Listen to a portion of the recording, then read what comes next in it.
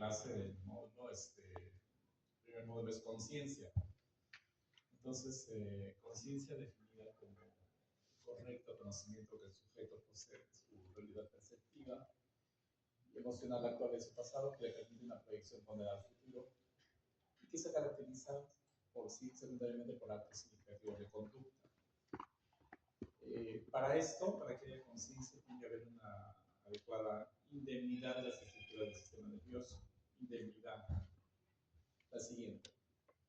Como pueden ver, el sistema nervioso, en el día de hoy vamos a hablar de algunas estructuras que ya ustedes las revisaron cuando estudiaron anatomía, neuroanatomía, que son muy básicas. Por ejemplo, la parte más externa se llama,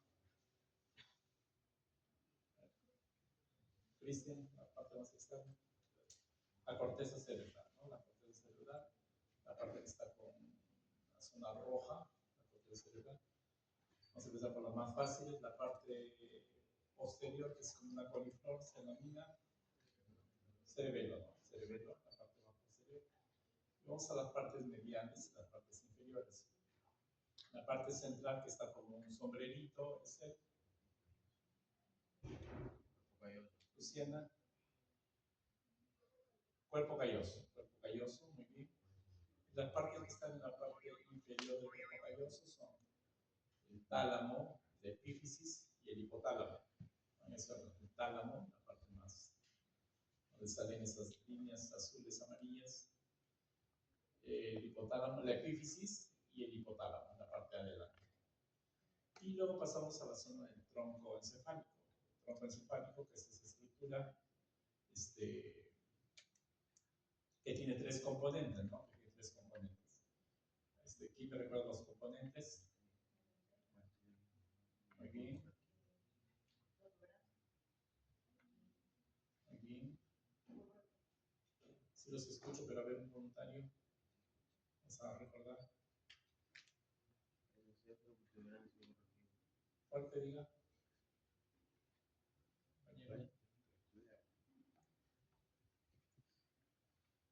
Entonces, la parte superior es el mesencéfalo, ¿no? La parte medial es la protuberancia. La parte inferior es el bulbo raquídeo. Entonces, esas estructuras las vamos a mencionar en esta presentación. Y es importante recordarlas, digamos, estructuralmente en el diagrama que les presenta en este momento. Entonces, para que haya conciencia requiere una indemnidad de esas estructuras. Indemnidad. Eso quiere decir que ustedes, para que estén sentados, atentos, lúcidos el día de hoy, su sistema nervioso está indemne, porque ustedes están lúcidos y en alerta y están sin ninguna afectación. La siguiente. Entonces, neuroanatómicamente hablamos del nivel de conciencia y el contenido de conciencia. El nivel está relacionado con, y el contenido de conciencia también tiene relación con algunas estructuras. Digamos que el nivel de conciencia, como dice ahí, se mantiene por acción de las neuronas del tronco encefálico, del SARA, que proyectan sobre el tálamo y las neuronas corticales. Ya sabemos dónde está el tálamo y las neuronas corticales. Y el SARA es esa redecilla de neuronas que se proyectan del tronco encefálico hacia el tálamo y las neuronas corticales. Entonces, esa es, digamos, la parte neuroanatómica del nivel de conciencia. Y el contenido de conciencia es el sustrato sobre el que actúan los sistemas responsables a nivel de alerta. Y depende de la integridad funcional del córtex y de sus conexiones subcorticales. Entonces, el contenido, sobre todo hablamos de la integridad del córtex cerebral y de sus conexiones subcorticales. La siguiente. Entonces ya vimos la neuroanatomía, ya sabemos cómo es el nivel, el contenido, qué estructuras. Ahora tenemos que pasar a la siguiente, a la parte semiológica. La parte semiológica implica evaluar al paciente, su compañero implica evaluar al paciente, y eso implica pues hablar del nivel de contenido. Para el tema del nivel de conciencia, se relaciona con, primero, lo hacemos a través de la inspección, y para el contenido de conciencia tiene que haber una conexión de diálogo, con el paciente. La siguiente, una conexión de diálogo. Entonces, nivel de conciencia se logra, como digo ahí, mediante la inspección, y el contenido de conciencia, una conexión de diálogo, que debe ser autopsíquica y alopsíquica. La autopsíquica se refiere al correcto conocimiento de quién es. Es decir, al paciente le preguntamos cómo te llamas, a qué te dedicas, es una conexión dialéctica. ¿Quién es? ¿No? Es una pregunta sobre su historia personal del paciente. Mientras que la logística hace referencia al conocimiento de los demás y a la orientación espacial. Por ejemplo, al paciente le preguntamos qué día es hoy, dónde estás, dónde nos encontramos. Entonces el paciente nos tiene que dar esas referencias. Entonces, la siguiente. Estos son los parámetros, digamos, los items que contemplaría un nivel y de conciencia. Luego de esa inspección para el nivel y luego de esa condición de diálogo para el contenido, yo tengo que concluir de mi evaluación en qué nivel y en qué contenido de conciencia está el paciente. En el primer caso, el nivel diré que está alerta, somnoliento, soporoso o estupuroso y en coma. En el primer caso, alerta implica que como ustedes están ahorita en este momento, están en alerta, están despiertos, activos. El somnoliento realmente es un paciente que está dormido, medio dormido, ¿no? El soporoso es un paciente que está con un, digamos, dormido más profundamente, pero responde a estímulos nociceptivos, o sea, cuando lo despertamos responde. Mientras que el paciente en coma generalmente no responde a los estímulos cuando está dormido.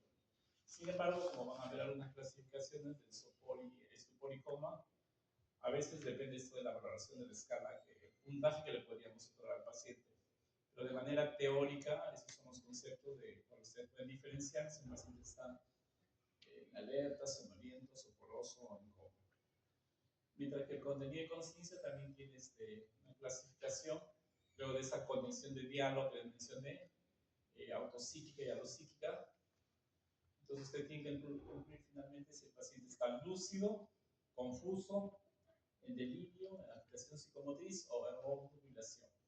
Digamos que esa es la conclusión final después de su evaluación de ustedes del paciente.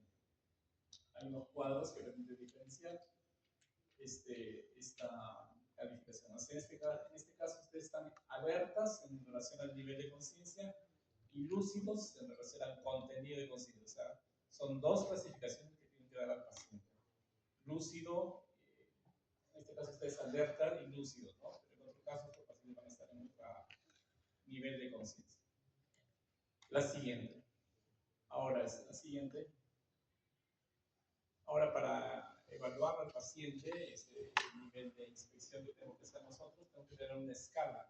En medicina nosotros manejamos parámetros, escalas, o sea, no podemos tener digamos, un concepto empírico, digamos, no tenemos que basarnos en temas estructurales y bien definidos. Para eso en medicina manejamos escalas, parámetros. Y por eso en medicina la parte de la conciencia lo hablamos generalmente a través de escala de Glasgow. Hay algún alumno que me dirá, sí, pero hay otra escala también que se llama la escala Ford. Escala Ford es una escala que también evalúa conciencia y contempla afectaciones del tronco encefálico, pero digamos que son para pacientes afásicos, intubados, que están en la UCI. Y ustedes, primeramente, cuando acaban su carrera, ¿qué van a hacer? ¿Médicos generales o de UCI? Generales. Entonces, la escala que tienen que dominar es la escala de Glasgow. Entonces, esta escala se la tienen que aprender, conocer e interiorizar. Primero, saber que tiene tres parámetros. ¿Cuáles son? Lidia. ¿Cuáles son los parámetros?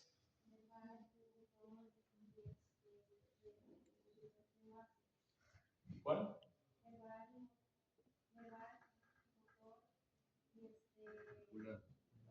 Ocular. Ajá, esos son los tres parámetros que tienen que evaluar a sus pacientes. Entonces, primero recordar eso, tienen tres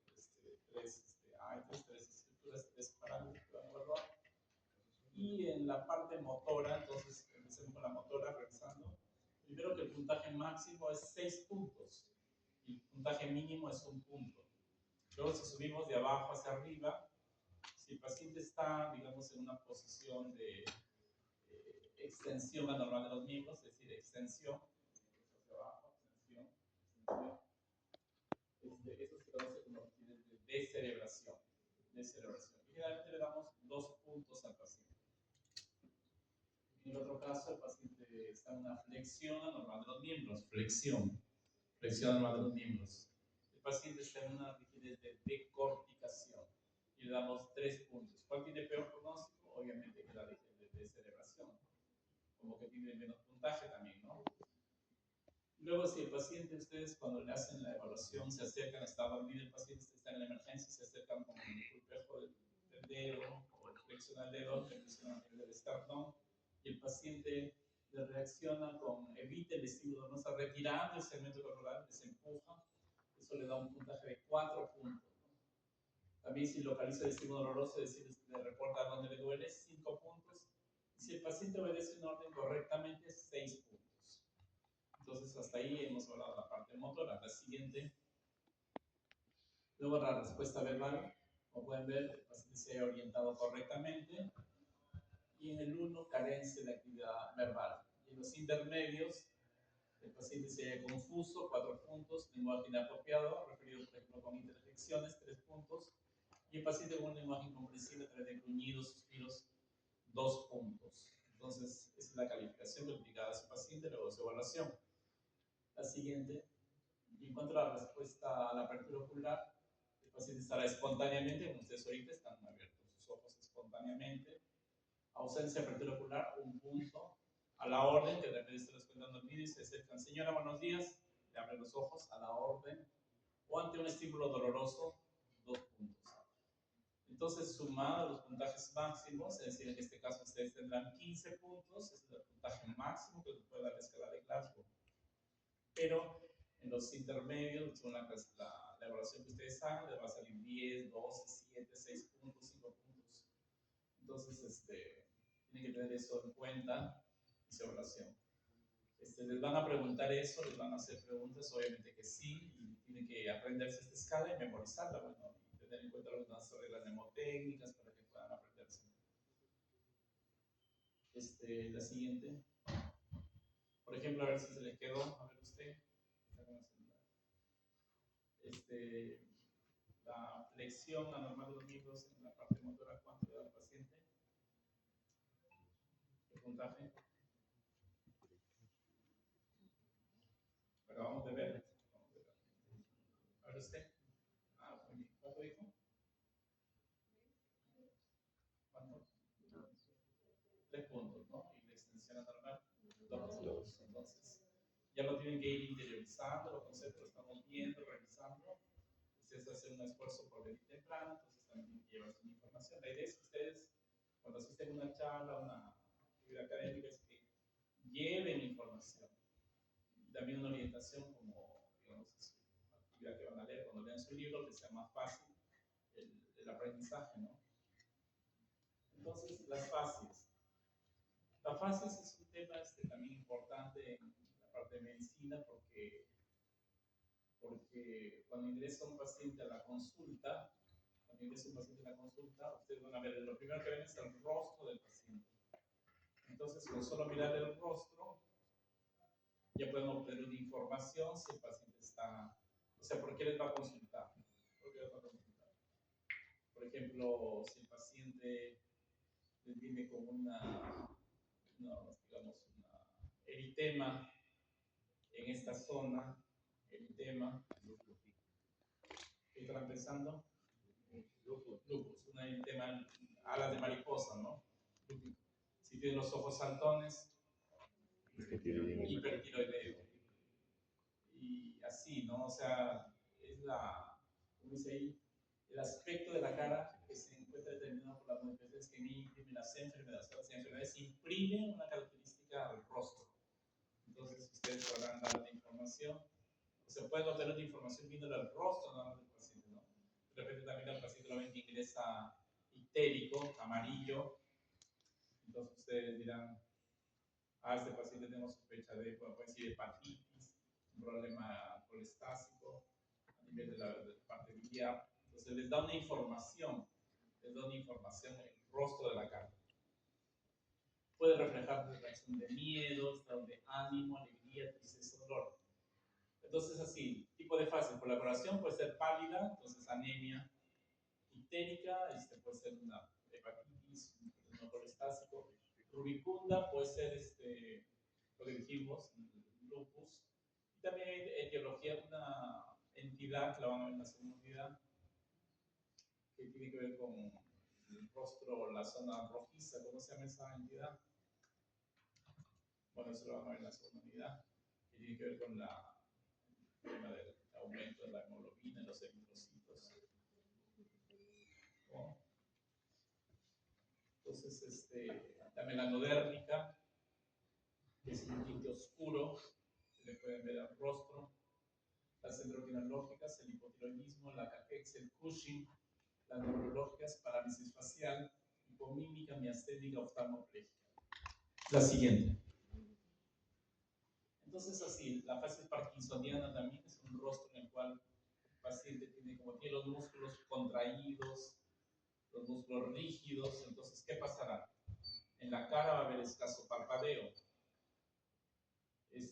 La comisura bucal va a haber babeo, porque como tiene los músculos rígidos, inexpresividad, por eso le conocen como la mirada del jugador de póker, porque como la mirada la tiene fija, entonces mira así de costado, entonces rigidez, disminución de la mímica también por lo mismo, no puede movilizar, con escaso parpadeo, mirada fija.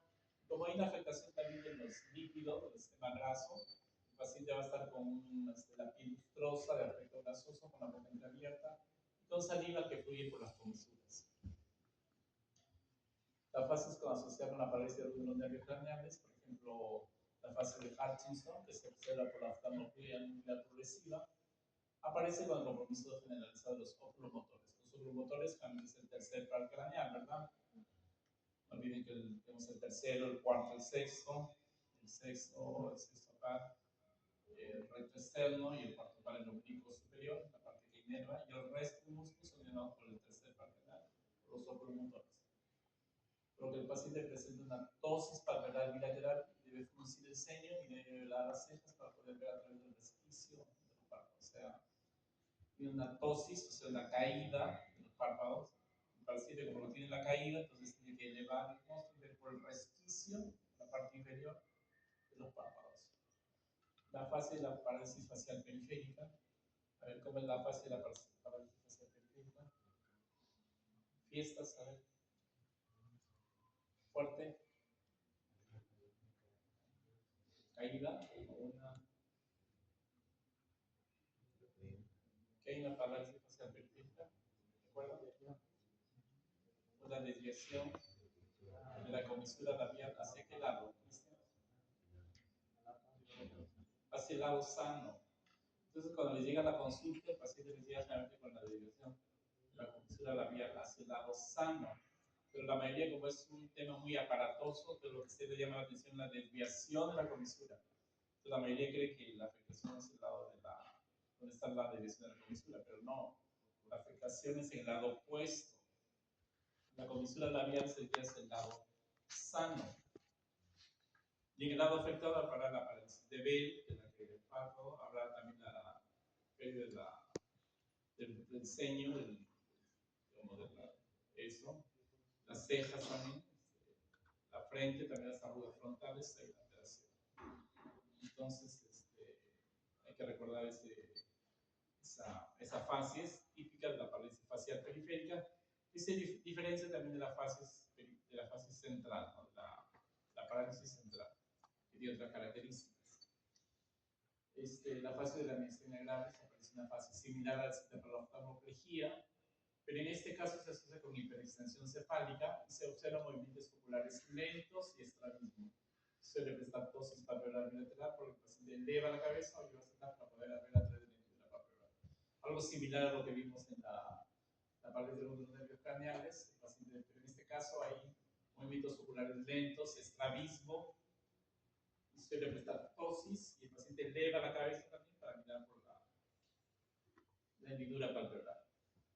La siguiente, la fase del síndrome Bernard-Horner, Claude Bernard-Horner, caracterizado por el compromiso del simpático cervical. Realmente lo vemos cuando hay algún tumor cervical en persona, entonces ese tumor infiltra el simpático cervical y produce una disminución de la hendidura palpebral homolateral, el mismo lado donde está la infiltración, quiere decir, con congestión conjuntival y miosis. Miosis, ¿no? Contracción. La fase del síndrome vulvar es una fase inexpresiva, como dice, de llanto o risa inmotivada. A menudo la boca se encuentra entreabierta, dejando fluir la saliva. La fase de la hemorragia cerebral, conocida como la fase del fumador de pipa, porque el paciente tiene la parálisis y lo que respira como que infla, baja y solamente el lado afectado, ¿no? El paciente enfermo suele estar en coma, con una hemiplegia asociada. La mejilla del lado paralizado se abulta ante cada movimiento expiratorio, a veces con desviación conjunta de la cabeza y de la mirada. En la fase de Wilson, realmente el paciente presenta la boca abierta con una sonrisa estereotipada, con escurrimiento de la saliva. La siguiente. Para ver algunas imágenes de algunas fases, la fase de Cushing, ¿no? La fase abotalada, como pueden ver, la hipertiroidea, el esoftalmo, conocido como los ojos saltones, la lúpica, típica, el eritema malar. La siguiente, la fase de la parálisis facial, como les decía, en la parte superior, entonces la mayoría confunde que la afectada es el lado derecho, pero como pueden ver, la desviación de los comisores hacia el lado sano, hacia el lado sano, y la que está afectada en este caso es el lado izquierdo, ¿no? La fase del parkinsoniano, como pueden ver, el rostro inexpresivo, rigidez, vagueo, porque tiene alteración de los músculos que tienen a nivel de la boca, de los labios, los pasos cortos, entonces digamos, también la cara grasosa, lustrosa, típico del paciente con Parkinson. La miasténica, como estábamos viendo anteriormente, eleva la cabeza, hiperextensión para ver por el resquicio de la lígula palpebral. El síndrome de Horner con la miosis, la caída del párpado del lado homolateral. La depresiva con la caída de los pómulos, tipo que está depresivo, no se puede ver en la imagen. La siguiente. La actitud es la posición o postura que adopta el paciente cuando está sentado, acostado, de pie. Entonces, muchas veces en algunos temas académicos uno empieza a hablar de la postura en que está el paciente, entonces debemos saber reconocer la postura en que está el paciente. Está decúbito dorsal o supino, ventraloprono, lateral, decúbito pasivo o activo, muchos tipos de posición anormal. Por ejemplo, dorsal o supino es un término común que se utiliza en las exposiciones académicas, es similar, y ventraloprono también es similar. La siguiente. Entonces, en la parte superior vas a tener decúbito dorsal, y sedestación, el otro lado, decúbito lateral, semisentado, semifolder también se le conoce. La siguiente. Las patologías, la ortopnia, ya saben que hay una calificación de la ortopnia en relación si el paciente tiene una insuficiencia ventricular izquierda, crisis de alma bronquial o derrame pleural, el decúbito lateral forzado, a veces cuando el paciente tiene pleuritis exudativa, derrames pleurales que obliga a hacer estas posiciones. La decorticación, como vimos que tenía 3 puntos, el paciente en la parte derecha está con los brazos flexionados, decorticación. Y de celebración dijimos 2 puntos con los brazos extendidos. La siguiente. Algunas posiciones patológicas también, o pistótonos, características de terreno generalizado, hay una posición de pistótonos. La siguiente. Y la meningitis, se puede prestar también estas posiciones. En el tétanos, el paciente puede presentar estas posiciones, que son 4 que hay que diferenciarlas. La primera es el opistótonos, la segunda es el encrostótonos, la tercera es el pleurostótonos y la última es el ortótonos. Entonces las 4 tienen diferencias y hay que saber diferenciarlas. Las 4 tienen diferencias y hay que saber diferenciarlas. Opistótonos entonces se caracteriza por una hiperextensión de la cabeza con extensión del tronco que forma un arco con concavidad posterior por compromiso de los músculos extensores. Entonces, Valeria, el opistótono es un término que nos permitiría diferenciarlo, es extensión. Entonces, opistótonos, vemos que que relacionarlo con extensión, o sea, una hiperextensión de la cabeza, extensión del tronco, todos los compromisos de los músculos extensores o pistótonos. El emprostótonos es una afectación de los músculos flexores. Hay intensa flexión de la cabeza sobre el pecho, asociada con flexión de los miembros inferiores que llegan a tomar contacto con el tronco. Entonces, en el primer caso, opistótonos habla de una hiperextensión, en otro caso habla de una flexión, ¿no? En el emprostótonos. Entonces, el emprostótonos, un término que nos permita diferenciarlo sería flexión. Y el pleurostótonos, cuando las actividades patológicas predominan en una mitad del cuerpo, el sujeto inclina la cabeza sobre un hombro, está descendido, mientras que la cadera de ese lado se encuentra elevada. Entonces, un término que definiría pleurostótonos es lateralización. Y el ortótonos, cuando la rigidez se localiza en todos los grupos musculares. El cuerpo adopta una postura rígida, rectilínea e inmóvil. Es el ortótonos, rigidez generalizada. Un término que define sería la rigidez generalizada. Bien. La siguiente. Entonces, ahora ustedes van a hacer el resumen de la clase. A ver quién hace el resumen.